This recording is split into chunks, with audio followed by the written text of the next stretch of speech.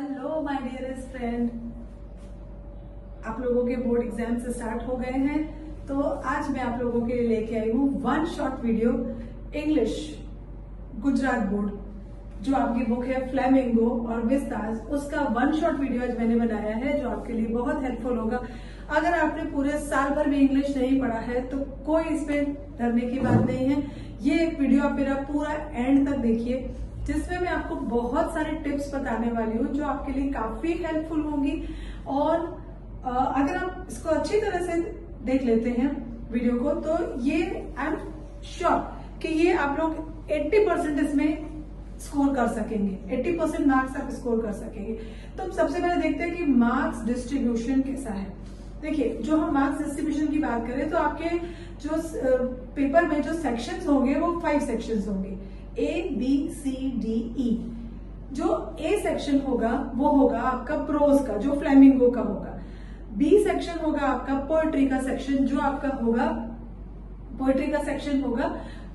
Pros का section भी 20 marks का होगा, पोएट्री का सेक्शन भी 20 मार्क्स का होगा, फ्लेमिंगो से ही होगा। इसके बाद में आपका राइटिंग स्किल होगा। राइटिंग स्किल के साथ में होगा आपका रहेगा ग्रामर का पोर्शन और लिटरेचर का पोर्शन।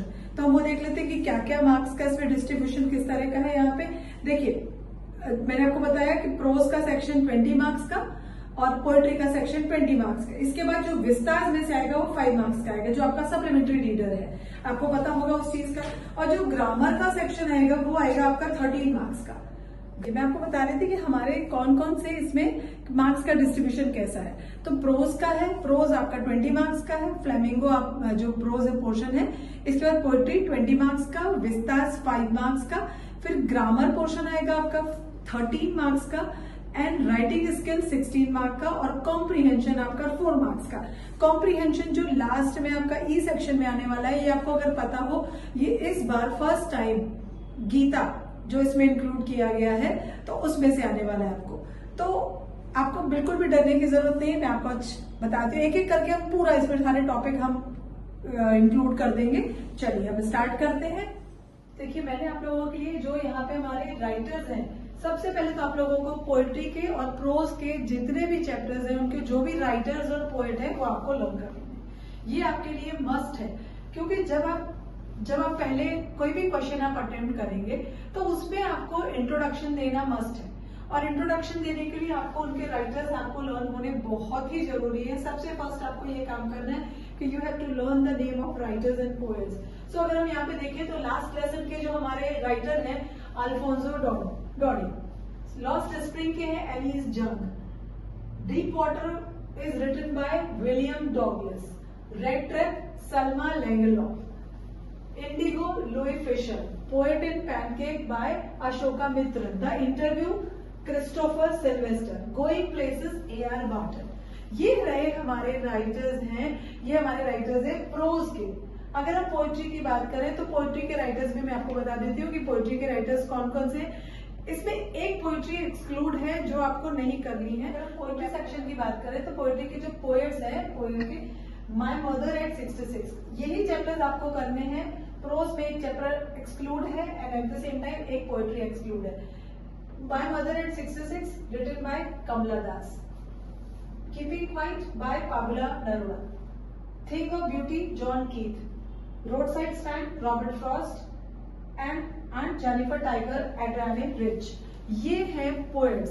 अभी हम सेक्शंस पे आ जाते हैं। फर्स्ट सेक्शन जो होता है ए सेक्शन ए, उसमें जो फर्स्ट क्वेश्चन आता है वो आपका कॉम्प्रीहेंशन बेस्ड होगा, जो आपका प्रोज से पूछा जाएगा। तो उसमें आपको एक पैसेज दिया होगा और पैसेज को आपको रीड करके उसके पूरे के पूरे क्वेश्चन आंसर्स उसमें आप चूज द करेक्ट है आपको सॉल्व करने होंगे। आप इसके लिए मैं आपको एक टिप बताती हूँ कि आप सबसे पहले तो पूरे का पूरा जो आपका पैसेज है उसको 2 बार आप अच्छी तरह से रीड करिए। एटलीस्ट 1 और 2 टाइम्स आप उसको रीड करिए। फिर इसके बाद हमारा जो सेकंड क्वेश्चन होता है उसमें आता है फिल इन द ब्लैंक्स। तो fill in the blanks attempt करने के लिए आपको सारे जो भी उसमें आपको ऑप्शंस दिए हैं उनके आपको मीनिंग्स पता होने चाहिए। और अगर आपको पॉसिबल हो तो आप उसमें ना एक आंसर के ऊपर नंबर पहले डाल दीजिए। फाइनल लिखने से पहले आप उसमें ब्लैंक्स के ऊपर नंबर डाल दीजिए, फिर आप अगर उसको करेंगे तो ज्यादा अच्छा रहेगा। जो हमारा थर्ड क्वेश्चन आता है वो आता है क्वेश्चन आंसर्स का। तो क्वेश्चन आंसर्स लिखने के लिए एक बहुत ही जो जरूरी टिप है वो आपको बताती हूँ कि सबसे पहले आपको इंट्रोडक्शन, और आपका इंट्रोडक्शन जितना अच्छा होगा, जितना आप उसको बेटर तरीके से लिख सकेंगे, आपका उतना ही इंप्रेशन एग्जामिनर के ऊपर अच्छा पड़ता है। जो भी आप क्वेश्चन अटेम्प्ट कर रहे हैं, पहली बात तो आप उसका प्रॉपर क्वेश्चन दीजिए, प्रॉपर नंबर दीजिए। आप कोई जरूरी नहीं है कि आप ए सेक्शन अटेम्प्ट कर रहे हैं पहले कि बी कर रहे हैं किसी, बट जो भी आप अटेम्प्ट कर रहे हैं उसका नंबरिंग आप प्रॉपर करिए, तो जब कोई चेक करने बैठता है तो उसको चेक करने में इजी होता है। इसके बाद आपको आ जाएगा क्वेश्चन आंसर। तो क्वेश्चन आंसर्स में इंट्रोडक्शन मस्ट है। तो इंट्रोडक्शन में आपको ना डिस्क्रिप्शन में आपको मैं भेज देती हूँ, लिंक आपको शेयर कर देती हूँ, आप उससे मेरा इंट्रोडक्शन, आप जो क्वेश्चन आंसर्स का इंट्रोडक्शन है वो आपको हो जाएगा। तो first paragraph, again one thing कि आपको पहले पैराग्राफ बनाना बहुत जरूरी है। फर्स्ट आपका जो पैराग्राफ होगा वो आएगा इंट्रोडक्शन का, फर्स्ट आएगा इंट्रोडक्शन का।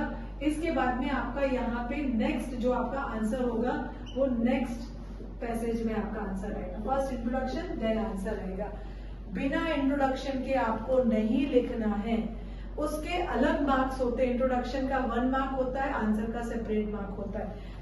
ये हो गया हमारा एक ये टिप हो गया। अब हम आ जाते हैं, बात करते हैं सेक्शन बी की। सेक्शन बी आपका पूरा पोएट्री का सेक्शन है, जो आपका टेक्स्ट बुक का सेक्शन है पूरा। अगेन उसमें फर्स्ट जो क्वेश्चन होगा वो आपके एक पैसेज आपको दिया रहेगा, आप उसको रीड करके आपको उसके आंसर्स देने हैं। अगर आपको नहीं भी आता तो पहले आप पैसेज अच्छे से रीड करिए और फिर यहाँ उसके आप आंसर्स करिए। फिर इसी में जो नेक्स्ट क्वेश्चन होता है वो होता है हमारा फिगर ऑफ स्पीच का। ये मस्ट है, बहुत जरूरी है फिगर ऑफ स्पीच अटेम्प्ट करना, और उसके आपको रूल्स पता होना बहुत ही जरूरी है। तो मैं आपको यहाँ पे क्विक एक आपको रिव्यू यहाँ पे हम रिवाइज कर देते हैं। यहाँ पे हम फिगर ऑफ स्पीच आपको मैं तो विद इन 5-10 मिनट्स में आपको मैं फिगर ऑफ स्पीच यहाँ पे आपको समझा देती हूँ, जो आपके लिए बहुत इजी हो जाएगा याद रखना। और अगर फिगर ऑफ स्पीच आपको आ जाती है तो आपका ये क्वेश्चन तो बिल्कुल भी, इसमें आप फुल मार्क्स अटेम्प्ट कर सकते हैं। तो देखिए जो हमारी मेन फिगर ऑफ स्पीच है, इसे देखें तो 35-36 फिगर ऑफ स्पीच है, बट मैं आपको मेन जो एग्जाम पर्पस के लिए हमको फिगर ऑफ स्पीच का जरूरत होता है वो देखते हैं यहाँ पे।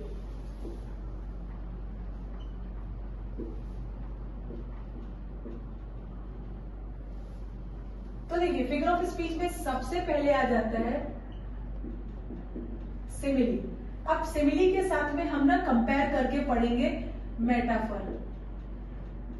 देखिए सिमिली के साथ में कंपेयर करेंगे मेटाफर का। अगर मैं आपको कंपैरेटिव वे में समझाऊंगी ना तो आपको ये ज्यादा अच्छे से समझ में आएगा।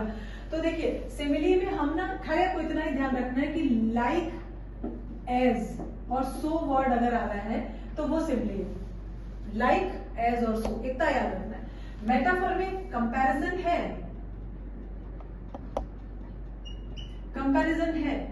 Comparison is there but without like, as, सो।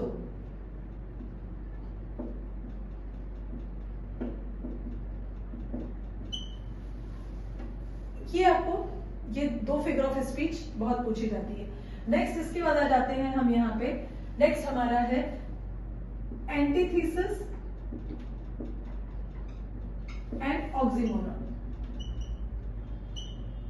देखिए एंटीथीसिस और ऑक्सीमोरन ऑलमोस्ट सिमिलर है।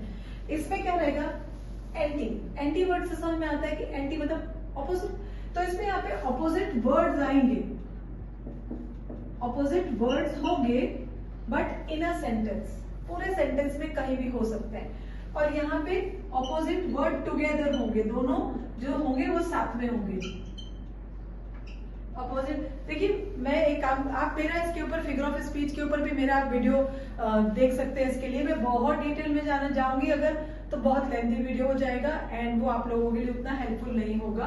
तो खाली आप यहाँ पे ध्यान रखिए कि मैं एग्जाम्पल जितने हो सकेंगे आपको दे रही हूँ, बाकी आप लोगों को रूल्स याद रखना है कि ऑपोजिट वर्ड्स आ रहे हैं अगर एक ही सेंटेंस में आ रहे हैं, पूरे सेंटेंस में कहीं पे, तो वो है एंटीथेसिस। अगर साथ में like right left, right left, ये देखिए साथ में आ गए यहाँ पे दोनों ऐसे वर्ड्स, तो तब ये वो चीज क्या हो जाएगी, ऑक्सीमोरन होगा, ये एंटीथीसिस नहीं होगा। राइट, चलिए नेक्स्ट फिगर ऑफ स्पीच पे आ जाते हैं, जो हमारी बहुत ही कॉमन सी आ जाती है, लिटोर्स, नो नॉट नेवर। अच्छा, एक और इसमें मैं आपको टिप बताती हूँ। देखिए आपको ना इसमें ये ऑप्शन दिए होंगे, आपको 4 ऑप्शंस होते हैं, तो आपको चूज कैसे करना है। आप क्या करिए कि आप पहले देखिए कि सारे ऑप्शन एक बार लगा के देखिए, जो जो भी ऑप्शन है वो आप देखिए, एक एक करके चूज करिए, क्या ये ऑप्शन जाएगा रूल के अकॉर्डिंग, क्या बी ऑप्शन जाएगा रूल के अकॉर्डिंग, सी ऑप्शन जाएगा, तो कट करते जाइए। कट जो आपका नहीं जा रहा है रूल के अकॉर्डिंग उसको हटाते जाइए, हटाते जाइए, फिर जो बच जाएगा वो आपका राइट आंसर होगा।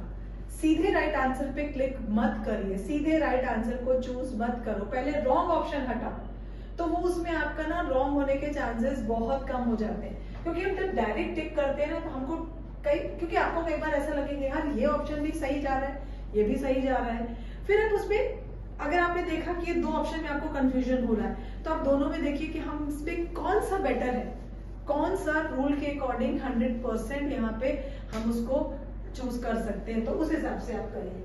तो लिटोर्स, खाली आपको इस पे ध्यान देना है, नो नॉट नेवर, अगर ये वर्ड्स आ रहे हैं नो नॉट नेवर, किसी भी सेंटेंस में अगर नो नॉट नेवर वर्ड आ रहा है तो मतलब वो लिटोर्स है, आपको उसको उस पर टिक कर देना। नेक्स्ट आ जाता है आयरनी। आयरनी मतलब क्या हो जाता है, हम कभी कोई बात सरकाज़म वे में करते हैं ना, व्यंग बोलते हैं ना, मजाक के वे में करते हैं, तो अब उसको हम क्या बोलते हैं, आयरनी, है ना। तो उसको जैसे एक एग्जांपल से बताती हूँ,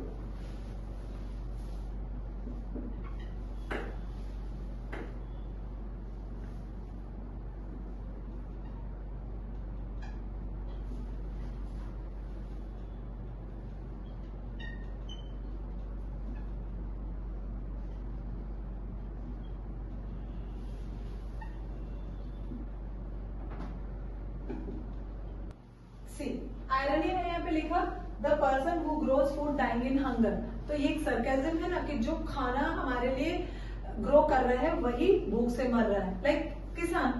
तो यहाँ पे हम क्या बता रहे हैं, यहाँ पे सरकाज़म वे में जब हम किसी बात को बोलते हैं, व्यंग मजाक के बारे में बोलते हैं, तब हम यहाँ पे आयरनी यूज करते हैं। नेक्स्ट आ जाता है हाइपरबोला। हाइपरबोला पता है हम बहुत फेंकते हैं ना, बड़ी बड़ी लंबी लंबी फेंकते हैं, इतना रोई कि पूरा रूम भर गया, तो वो क्या हो जाता है, हाइपरबोला होता है।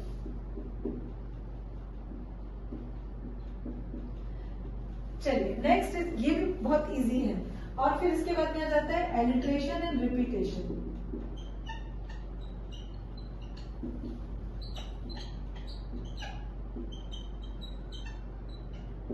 एलिट्रेशन एंड रिपीटेशन में देखिए दोनों सिमिलर हैं, इसमें यहाँ पे पूरा वर्ड रिपीट होता है, इसमें वर्ड रिपीट होता है, और इसमें अल्फाबेट एक लेटर रिपीट होगा,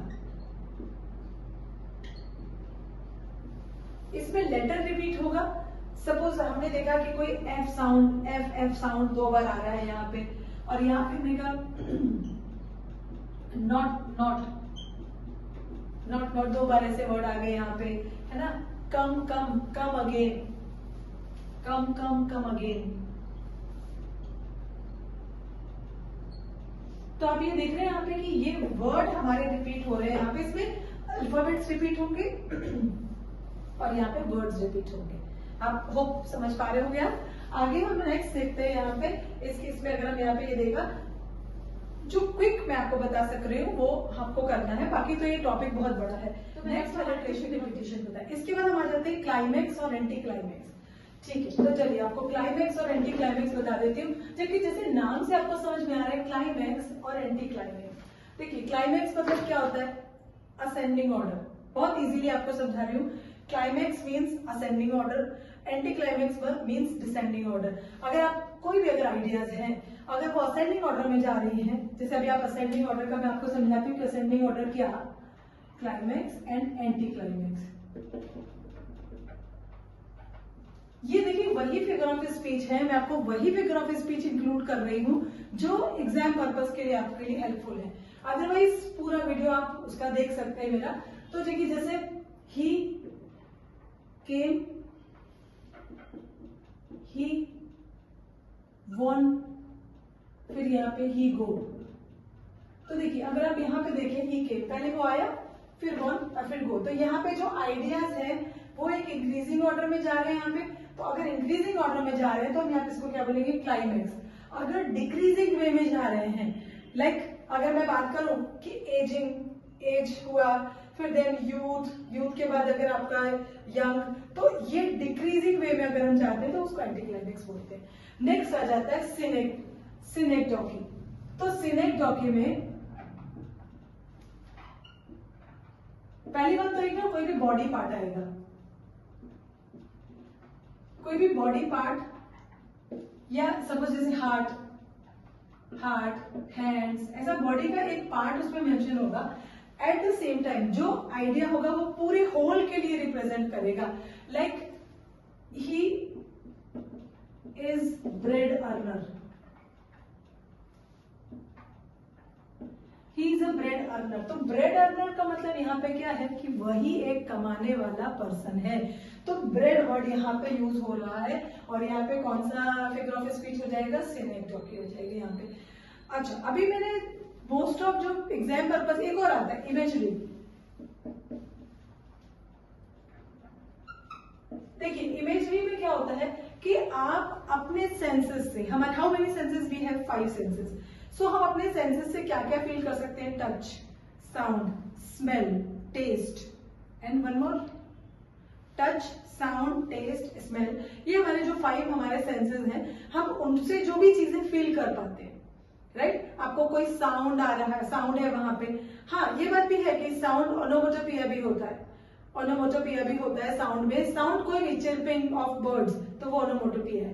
लेकिन आप अपने सेंसेस से कुछ सुन पा रहे हैं, कुछ टेस्ट कर पा रहे हैं, टच कर पा रहे हैं, तो वो सब उसमें आ जाता है इमेजरी में। ये आपके बुक्स में ये काफी सारा इसका है यहाँ पे, मैं आपको ये डिटेल में एक्सप्लेन कर दूंगी यहाँ पे, ठीक है। चलिए ये हमारी बात हो गई यहाँ पे फिगर ऑफ स्पीच की। शायद एक रह गया है जो एग्जाम पर्पस के लिए जरूरी है, पर्सोनिफिकेशन। देखिए पर्सोनिफिकेशन में कैसे होता है, अगर आप नॉन लिविंग थिंग को ह्यूमन क्वालिटी देते हैं तो तब हम वहां पे क्या बोलते हैं, यूज करते हैं पर्सोनिफिकेशन। जैसे death, lays, his icy hands on king, राजा के डेथ। तो डेथ के क्या हाथ होते हैं, डेथ के क्या बोल रहे हैं यहाँ पे, हाथ। तो डेथ के हाथ तो नहीं होते हैं, तो यहाँ पे वो क्या हो जाएगा, पर्सोनिफिकेशन, बिकॉज हमने डेथ को ह्यूमन क्वालिटी दिया, राइट। तो ये हो जाएगा यहाँ पे फिगर ऑफ स्पीच, जो आपके लिए अगर आप इसको कवर कर लेते हैं तो आपको इसमें फुल मार्क्स आने के चांसेस है, क्योंकि इसमें आपको सिर्फ रूल्स ही लर्न करने हैं और कुछ भी नहीं है। इसके बाद आपके जो 29 to 34 जो क्वेश्चन नंबर होंगे वो होंगे पोएट्री सेक्शन के क्वेश्चन आंसर्स। अगेन आपको यहाँ पे इंट्रोडक्शन मस्ट है आपके लिए। इंट्रोडक्शन आपका जितना, अगर आपने उसको एक अट्रैक्टिव वर्ड्स में लिखा होगा, उसका वो उतना ही आपके लिए बेनिफिशियल होगा, उसमें उतने ही उसका एक इंप्रेशन पड़ता है कि यस इसको पता है। फिर हमारे इसके बाद जो हमारा नेक्स्ट क्वेश्चन होता है 39 तक, वो होता है सप्लीमेंट्री रीडर का, 1 मार्क ईच का क्वेश्चन होता है। वो खाली अगर आपको एक बार चैप्टर्स पूरा का पूरा अगर आप रीड कर लेते हो तो आप उसको सॉल्व कर सकते हैं। आप इसमें कॉम्प्रीहेंशन पैसेज नहीं दिया रहेगा, वो आपको डायरेक्टली ही सॉल्व करना रहेगा। हाँ सप्लीमेंट्री में दिया रहेगा, सप्लीमेंट्री में आपको दिया रहेगा, लेकिन पोएट्री में नहीं दिया होगा। कॉम्प्रीहेंशन अगर आप रीड कर लेते हैं अच्छी तरह से तो आप आंसर्स अटेम्प्ट कर सकते हैं। नेक्स्ट हमारा जो आ जाता है सेक्शन सी, 40 से हमारा जो क्वेश्चन है वो सेक्शन सी हो जाता है। उसमें सबसे पहला क्वेश्चन होता है एरर सॉल्विंग। वो क्वेश्चन मस्ट है और बहुत ही स्कोरिंग होता है एग्जाम पर्पस के लिए। तो मैं इसको आपको एक एग्जाम्पल लेके समझाती हूँ। पहली बात तो उसके लिए क्या क्या, उसमें ना आप अगेन ये चीज देखिए, एक लाइन में एक मिस्टेक होती है, हर एक लाइन में एक मिस्टेक होती है, ये 100% श्योर आप याद रख लीजिए, राइट। और जो मिस्टेक्स होती है वो या तो प्रेपोजिशन की होती है, आर्टिकल की होती है, प्रेपोजिशन की, आर्टिकल की, या ग्रामेटिकल होती है। मतलब टेंसेस की होती है। तो हम ये 3 चीजें मेन है। अब मैं आपको एक एग्जांपल लेके समझाती हूँ कि कैसे हमको एरर को डिटेक्ट करना और कैसे सॉल्व करना। देखिए ये रेक्टिफाई एरर में मैंने एक यहाँ पे 4 लाइंस लिखे हैं जो आपको 4 मार्क के आते हैं। सोचिए कि अगर आपने राइट इसको अटेम्प्ट कर दिया तो 4 मार्क्स आपके यहाँ पे स्कोर हो जाने वाले हैं, राइट। एक एक लाइन आपको पहले रीड करना है, एक बार पूरा पैसेज आपको रीड कर देना है। I was timid about going in alone, but I sat on the side of the pool to wait from others. देखिए अगर हमने एक बार रीड किया ना उसमें समझ में आ जाता है यहाँ पे कि देखिए I was timid about go in नहीं होता है कभी भी। अगर मैं यहाँ पे लिखूं इसको go in नहीं होता है तो कैसे होगा यहाँ पे going in। तो यहाँ पे हमारा क्या रेक्टिफाई करेंगे, इसको क्या कर देंगे यहाँ पे, इसका आ जाएगा यहाँ पे going और in alone। अच्छा बट आई सेट, लेकिन मैं बैठा रहा, रॉन्ग है। तो यहाँ पे हमारा कंजंक्शन का मिस्टेक है, सो आई सेट। तो यहाँ पे हम क्या करेंगे, बट की जगह पे क्या आ जाएगा, यहाँ पे बट की जगह पे आ जाएगा यहाँ पे सो, ठीक है। अब on the side of the pool, अब पुल क्या होता है, पुल तो एक यहाँ पे वर्ब हो जाता है और यहाँ पे अगर आगे द आ रहा है तो द के साथ तो क्या, द के साथ आर्टिकल है तो आर्टिकल के साथ तो नाउन आता है। तो यहाँ पे क्या हो जाएगा, pool, on the side of the pool. फिर टू वेट फ्रॉम अदर्स। अच्छा अगर मैं इस फ्रॉम का हिंदी में आपको मीनिंग बताऊं तो फ्रॉम का मतलब होता है से। To wait from others, others से वेट करता तो रॉन्ग है। तो यहाँ पे दूसरों के लिए वेट करता रहा ना, तो आप यहाँ पे क्या करेंगे, यहाँ पे फॉर की जगह, यहाँ पे इसकी जगह क्या आ जाएगा, वेट फॉर अदर्स। अभी हमारा अगर नया सेंटेंस अगर हम पूरे बनाए, यहाँ पे ऐसे आ जाएगा, I was timid about going. देखिए मैं इसको आपको बताती हूँ, यहाँ पे going in alone, so right, यहाँ पे क्या हो जाएगा, so I sat on the side of the pool, on the side of the pool to wait for others, ठीक है। तो देखिए अगर आपने थोड़ा सा समझा तो कौन कौन सी मिस्टेक्स होती है, एक तो कंजंक्शन की, कंजंक्शंस की मिस्टेक होती है, दूसरा स्पेलिंग का हो सकता है, स्पेलिंग मिस्टेक्स होती हैं। फिर नेक्स्ट होता है टेंसेस का मिस्टेक होता है। देखिए मैं आपको ये भी थोड़ा क्लियर करती हूँ, टेंसेस का मिस्टेक होता है, प्रेपोजिशन का होता है। अभी यहाँ पे आप एक चीज देखिए पुल था यहाँ पे, तो मतलब ये स्पेलिंग का मिस्टेक था, ठीक है। अगर मैं यहाँ पे कंजंक्शन की बात करूं तो देखो यहाँ पे बट की जगह पे क्या आ रहा है, सो, तो ये कंजंक्शन है तो इसका यहाँ पे ये मिस्टेक था। फिर यहाँ पे ये स्पेलिंग का मिस्टेक था। फिर टेंसेस, अगर आपको ज्यादा नॉलेज नहीं भी है तो आप इतना समझिए कि यहाँ पे वॉज आ रहा है, इट मीन्स कि ये जो पूरा 4 लाइंस है ये पूरी पास्ट टेंस में होनी चाहिए। अगर कहीं पे यहाँ पे ऐसा है कि वो अगर यहाँ पे उसको प्रेजेंट टेंस पे, यहाँ पे पास्ट टेंस आ रहा है और कहीं अदर पे यहाँ पे प्रेजेंट टेंस हो जा रहा है तो वो भी फिर रॉन्ग हो जाता है, टेंस का मिस्टेक हो जाता है। सपोज टू वेट्स ऐसा कर दिया, आप समझिएगा, अगर यहाँ पे वेट्स कर देते, यहाँ पे यही चीज फॉर ही रहता, यहाँ पे फॉर ही रहता, ये ऐसा कर देते टू वेट्स, तो ये हमको पता है कि टू जो इन्फिनिटिव होता है, इन्फिनिटिव के साथ में कभी भी हम इसमें यहाँ पे ना आईएनजी लगा सकते, वेटेड भी नहीं कर सकते, तो यहाँ पे टू वेट, ठीक है। यहाँ पे देखिए सिट हो सकता था, सिट, यहाँ पे सिट आ जाता तो भी ये रॉन्ग है। क्यों? क्योंकि यहाँ पे हमारा पास्ट टेंस यूज हो रहा है तो पैसेज जो होगा पूरा पास्ट टेंस पे जाएगा। तो हम यहाँ पे क्या करेंगे, यहाँ पे सेट आना चाहिए, है ना, यहाँ पे सेट आना चाहिए। तो ऐसा भी मिस्टेक्स यहाँ पे दे सकते हैं। तो ये 4 चीजें आप अच्छे से याद रखिए, या तो स्पेलिंग का मिस्टेक देंगे, टेंसेस का मिस्टेक देंगे, कंजंक्शन का, या तो प्रेपोजिशन का मिस्टेक होता है, आप उसको देख सकते हैं। और इसके लिए आप अलग अलग मेरे वीडियोस हैं, आप वो भी रिफर कर सकते हैं अगर आप चाहें तो। ये मैंने एक 2 लाइंस लिए हैं। देखिए आपका जो क्वेश्चन होगा 44 to 47 जो क्वेश्चन होगा वो पंक्चुएट द फॉलोइंग का होगा। ये भी मस्ट है और बहुत इजी है, आपको करना है। देखिए इसके लिए मैं आपको टिप समझाती हूँ। जैसे यहाँ पे लिखा है dash, there is no school in my neighbourhood dash, when they build one I will go. अब देखिए इसमें ना आपको एक चीज ध्यान रखना है कि कई लोग क्या करते हैं, जब हम चेक करते हैं ना तो उसमें क्या होता है, खाली बोलोगे ना ऐसे सिंबल करके छोड़ देते हैं, फुल स्टॉप, ये 44 हो गया, ये 45 हो गया। नहीं, आपको इस तरह से नहीं करना। अगर आप ये करेंगे तो ये एग्जामिनर के लिए ये उसके ऊपर नेगेटिव इंप्रेशन जाता है। उसके लिए आपको इस तरह से पूरा लिखना है, उसमें आपका 1 मिनट ही जाएगा। अगर आप स्पीड में जाएंगे तो आपका 1 मिनट ही जाएगा, लेकिन आपको इस तरह से करना है। खाली आप वो कर देंगे, उससे इंप्रेशन गलत पड़ेगा और आप करेक्शन में भी मिस्टेक हो सकती है। तो देखिए अब यहाँ पे क्या है, सबसे फर्स्ट है यहाँ पे कैपिटल लेटर है। देखिए जनरली जो सेंटेंस स्टार्ट होता है वो हमेशा किससे स्टार्ट होता है, इन्वर्टेड कॉमा से स्टार्ट होता है। There is no school in my neighbourhood, इसको यहाँ पे हम इसको क्लोज कर देंगे, देयर इज नो। फिर इसके बाद यहाँ पे देखिए कैपिटल आ रहा है, यहाँ पे देखिए क्या आ रहा है, यहाँ पे कैपिटल लेटर आ रहा है यहाँ पे। इसके बाद में यहाँ पे क्या हो जाएगा, यहाँ पे आ जाएगा फुल स्टॉप। यहाँ पे क्या आ जाएगा, इन्वर्टेड कॉमा क्लोज, ये एक ही है, इसको एक ही गिनेंगे। और इसके बाद यहाँ पे 45 नंबर में क्या आ गया, फुल स्टॉप। क्यों, क्योंकि यहाँ पे ये सेंटेंस फिनिश हो गया। यहाँ पे जब वो बना देंगे तो कंप्लीटली पॉज न थी, भले आप ये क्या हो रहा है, यहाँ पे भले कैपिटल्स में आ रहा है, यहाँ पे ये कैपिटल आ रहा है, लेकिन यहाँ पे कंप्लीट पॉज नहीं है, शॉर्ट पॉज है। तो इसके लिए यहाँ पे हम क्या लगाएंगे, कॉमा। तो फर्स्ट पे क्या आया, यहाँ पे 44 नंबर में आ गया इन्वर्टेड कॉमा, और यहाँ पे सेंटेंस खत्म हुआ तो आ गया फुल स्टॉप। फिर बिल्ट 1, यहाँ पे कॉमा, आई विल गो, यहाँ पे 47 में क्या आ जाएगा, यहाँ पे फुल स्टॉप। ठीक है, तो ये इस तरह से यहाँ पे हमको आई विल गो। एक और चीज देखिए, यहाँ पे ये पूरा आई विल गो, इसको आपको यहाँ पे इन्वर्टेड कॉमा में दिखा देना है, यहाँ पे आपको इन्वर्टेड कॉमा में दिखा देना है, और लास्ट में फुल स्टॉप। तो कभी भी कोई भी सेंटेंस जब स्टार्ट होता है ना, तो वो आपको याद रखिए कि ये उसको आपको इन्वर्टेड कॉमा में करना है।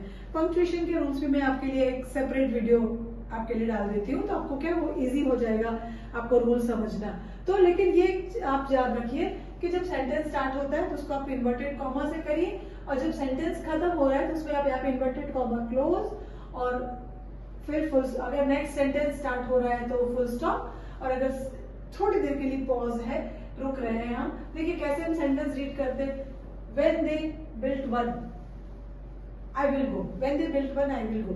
तो तब हमने यहाँ पे सेंटेंस पूरा नहीं हो रहा है यहाँ पे, तब इसके लिए मैंने यहाँ पे कॉमा लगाया, आई विल गो, क्योंकि उसके वर्ड्स को हम फोकस कर रहे हैं, तो यहाँ पे हम क्या कर देंगे, आई विल गो आ जाएगा यहाँ पे, राइट। तो ये हमने देखा यहाँ पे पंक्चुएशन। तो पंक्चुएशन के थोड़े से आपको और भी रूल्स बता देती हूँ। देखिए क्या क्या होता है, कॉमा, पहले full stop, comma, full stop. तो जब सेंटेंस एंड हो जाता है, शॉर्ट पॉज के लिए हम कॉमा यूज करते हैं। अब जब थोड़ा सा लॉन्गर पॉज होता है, लॉन्गर पॉज, उसके लिए यहाँ पे हम सेमी कॉलन यूज करते हैं, like I came, I stay, I want. तो यहाँ पे आप क्या देख रहे हैं कि थोड़ा सा हमारा जो पॉज हो रहा है सेंटेंस के बीच पे, वर्ड्स के बीच में, वो थोड़ा लॉन्गर है, तब हम वहां पे सेमी कॉलन यूज करते हैं।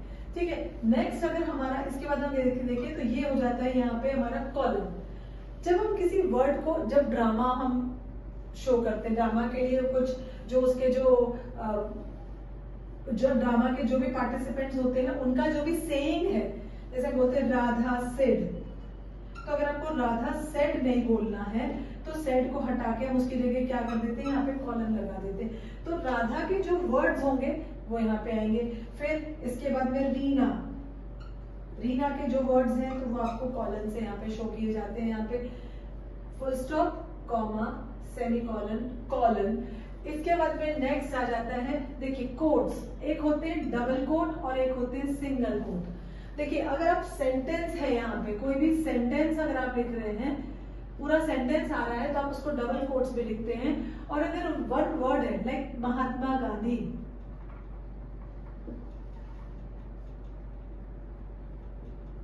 महात्मा गांधी, तो ये एक ही पर्सन का नेम है तो उसको हम सिंगल कोट्स में रखते हैं, सेंटेंस को हम डबल कोट्स में रखते हैं।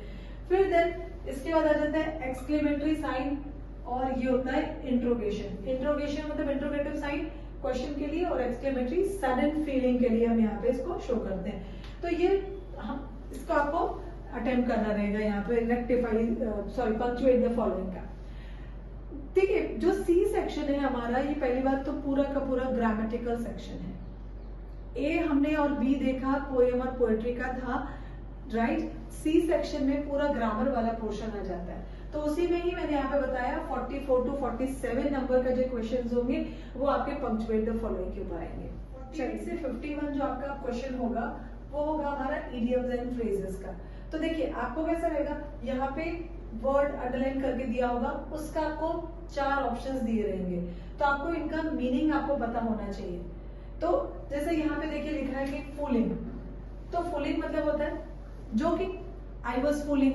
सपोज मैंने यहाँ पे सेंटेंस लिख दिया आई वॉज फूलिंग, तो इसका मतलब क्या हो रहा है कि मैं यहाँ पे जोक कर रहा हूँ, तो आई वॉज जोकिंग। ठीक है, अच्छा नेक्स्ट है यहाँ पे गुड सीजन। ये आपको इडियम्स तो लर्न करने पड़ेंगे, फ्रेजेस आपको लर्न करने पड़ेंगे। इन गुड सीजन मतलब क्या हो जाता है यहाँ पे कि अर्ली इनफ, है ना, they wake up in good season, मतलब अर्ली इनफ। ये आपको अगर आपने नहीं लर्न किया है तो भी मैं आपको एक तरीका बताती हूँ कि जो 3 ऑप्शन हो, जो आपको 3 ऑप्शन दिए रहते हैं, 4 ऑप्शन देते हैं, उनमें से सबसे पहले ना जो आपको लगे कि बिल्कुल रॉन्ग है ये ऑप्शन, उसको कट करते जाइए। कट करते, अगर आपको नहीं आ रहा है, नहीं पता चल रहा है आपको, तो जो रॉन्ग लग रहे हैं आपको उनको कट करते जाइए। फिर जो लास्ट में बचे उसमें से आप देखिए कि कौन सा ज्यादा सही लग रहा है। फिर कम टू द कंक्लूजन, देखिए समझ में ही आ रहा है यहाँ पे कम टू द कंक्लूजन बोलने से कि डिसाइड कर दिया, है ना। Finally they come to the conclusion, finally they came to conclusion, मतलब उन्होंने क्या कर दिया, डिसाइडेड। तो इसका मीनिंग क्या हो जाएगा, डिसाइडेड। अच्छा, अब वाइल्ड स्टोरीज, अगर इसका मीनिंग देखें तो जंगली स्टोरीज।